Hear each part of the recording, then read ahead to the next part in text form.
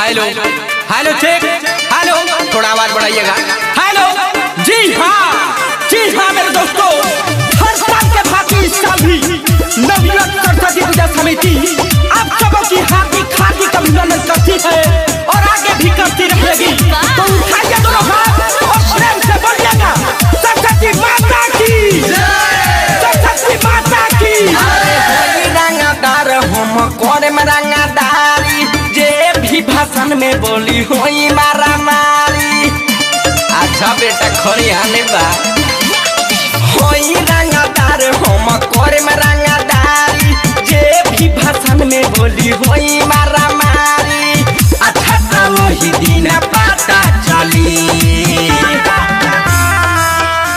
कि पहला बेरी फाटा चली, जरूरी हो काटा चली कि पहला बेरी फाटा चली, जरूरी हो काटा चली।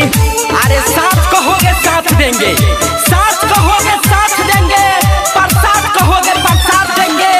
अगर बात करोगे माँ की विसर्जन रोकने की तो बेटा सोचेंगे नहीं, सीधा हाथ देंगे।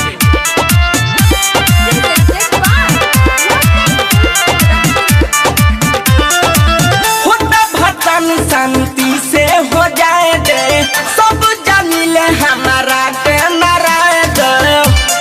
अरे का बुझले लइका बुझता रे, होता भजन शांति से हो जाए दे, सब जानिले हमारा के नारायण। गटा मोटा होकर चाटा चली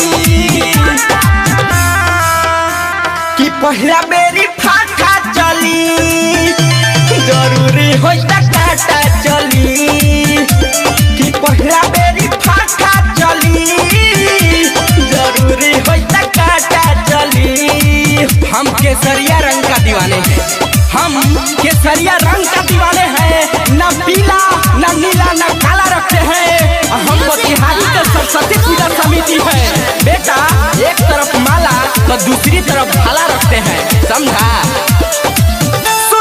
टाइगर सुनी राइटर